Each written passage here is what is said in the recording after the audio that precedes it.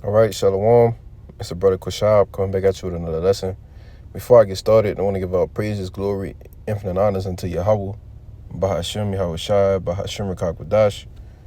Double honors to the apostles and elders of Great Millstone who taught me his true rule well. Peace, blessings, and many salutations to the hopefully elect, all right, and as well as those that believe in the gospel. And may you endure to the end, Lord willing. All right, now, this is going to be a quick lesson.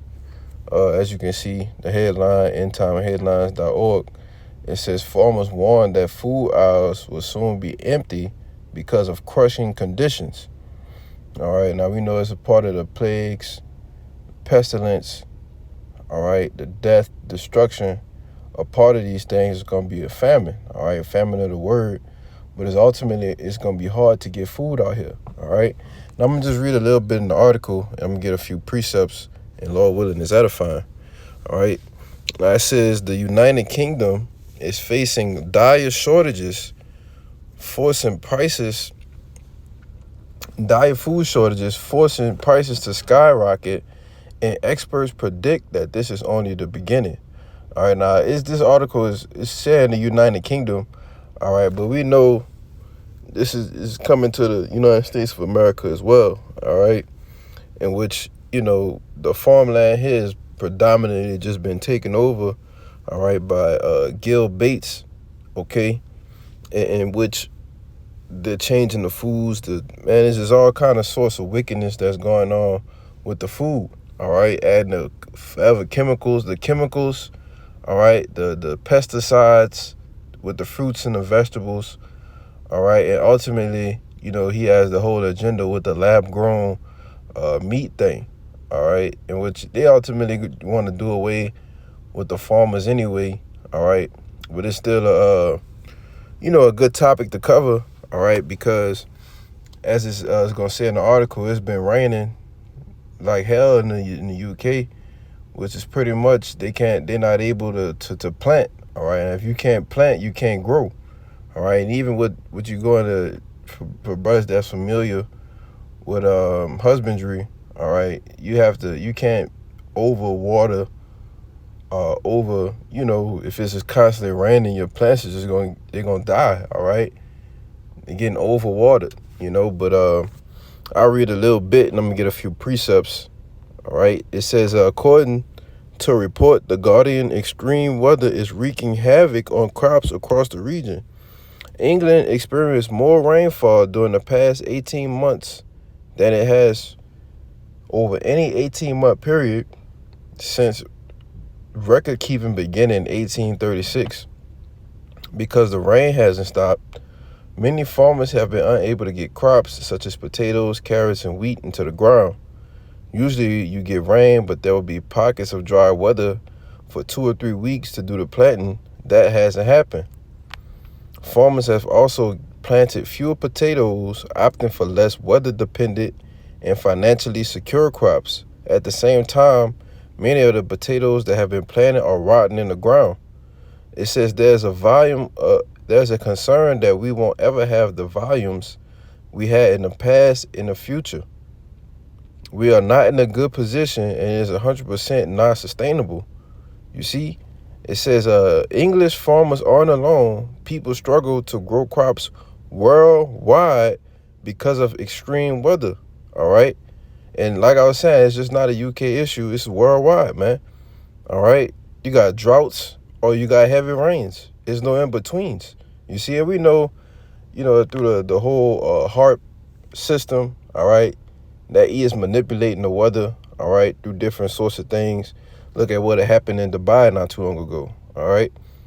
It says dry weather in Brazil and heavy rain in Vietnam are concerned for farmers regarding pepper production.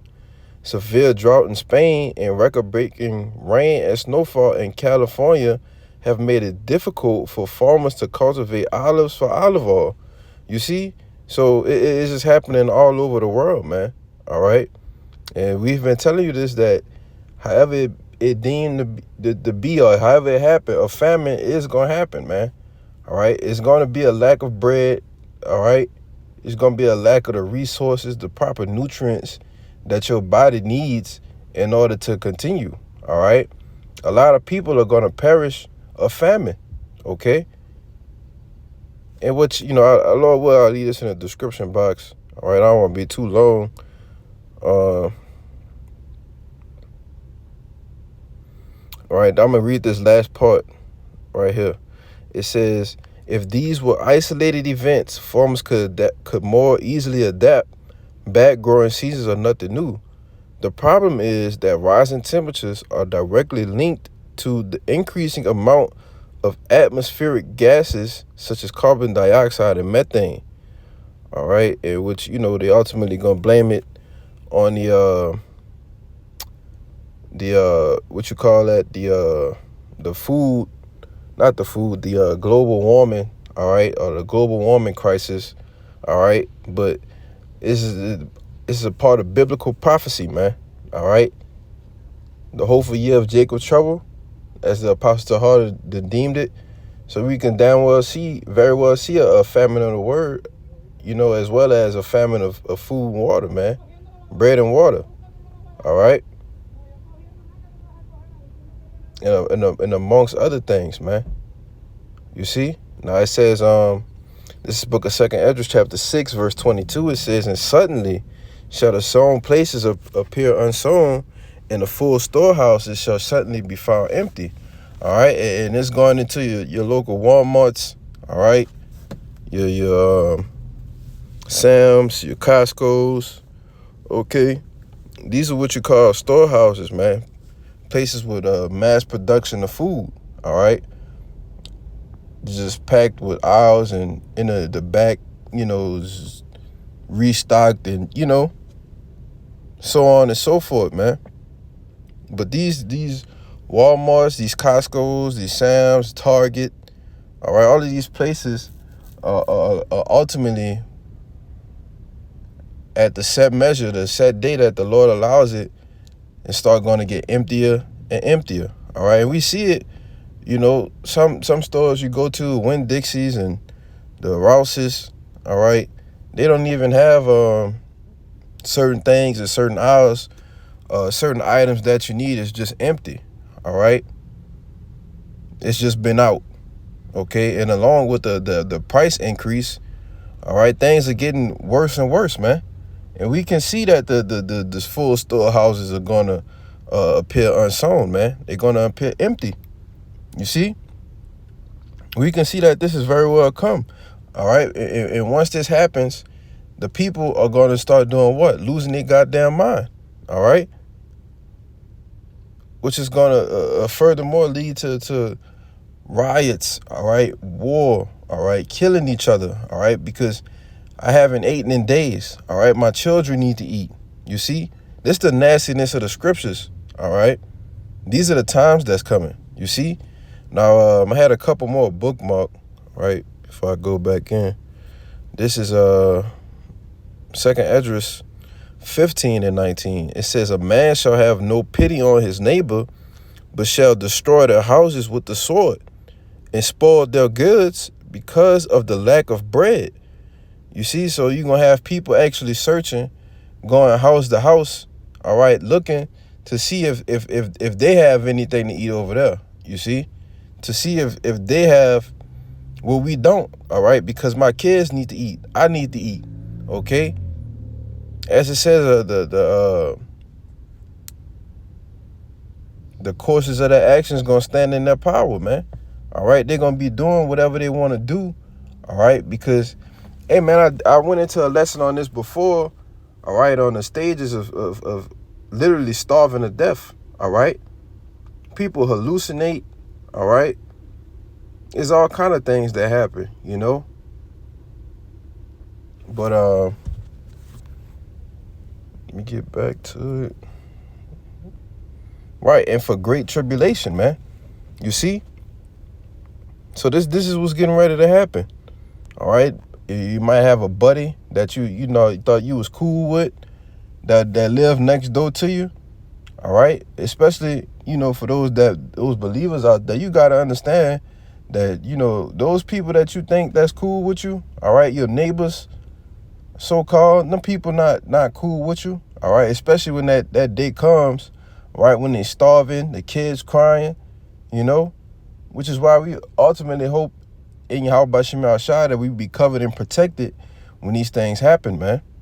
You see? Because it's definitely coming, all right? And as I was reading in the article, it's not just in the UK and different places. No, it's a worldwide event, all right? This is everywhere, you see? And this is what's getting ready to happen, especially to you so-called Americans, man, all right? Because you got the opportunity to just go to a fast food restaurant every day, all right, and eat and fatten yourself up more and more, all right? You just eat for pleasures, man. You eat for sports in America, man, all right? You're not even hungry and you just eat, you see? Hey, man, you're going to get hit like a freight train, man, when this happened to you so-called Americans, man, all right? Now, Now, I'm going to end it off on the Lamentations, but this is 2nd Ezra 16 and 22. It says, "For many of them that dwell upon the earth shall perish of famine, and the others that escape the hunger shall the sword destroy." All right? So it's going to be a lot of people that's going to be dying, all right, and that's going to be starving away, all right, starving to death, man, all right, which is why this is Lamentations 4 and 9. It says, "And they that be slain with the sword," all right, so those that escape, that get killed, the sword is the modern day gun. All right, those that get killed by the modern day gun is better to perish away in famine, man, starving to death, man. All right, because your body literally starts to eat itself from inside out. All right, now it says, "They that be slain with the sword are better than they that be slain with hunger, for these pine away stricken through for the want of the fruits of the field." You see, for the want of the fruits of the field, all right, because their body desires the nutrients, all right, the fruits, the vegetables, the meats, the dainty things, but it ain't gonna have no access to it. So what it does, it starts to eat your insides. It starts to eat the excess fats first, all right, but your body literally is gonna eat itself away, all right. That's gonna be a slow and painful death, man, which is why it's better that you be slain with the sword, all right, something quick and easy. You see? And we getting ready to see these horrific judgments, man. All right? Real soon. You know? But that was all I had. All right. Just Lord willing, it was edifying, quick, straight to the point. Oh, I'm ending it off with this Isaiah 65. All right. In 13 it says, "Therefore thus said the Lord Yahweh, behold, my servant shall eat, but ye shall be hungry." You see, but because the Lord is going to feed his men, all right? It says, "Behold, my servants shall drink, but ye shall be thirsty. Behold, my servants shall rejoice, but ye shall be ashamed." All right? And that's the point. Because the men of the Lord, the hopefully elect who ought to be the elect, are going to be the ones that's going to be well taken care of in that day. All right? They're going to be the ones that be well taken care of. But those who despised and didn't take heed to the word are going to be the ones that's hungry, all right, thirsty, and ashamed, man. You see? So, I don't want to write this out. This was edifying. Until the next time, I'll say shalom.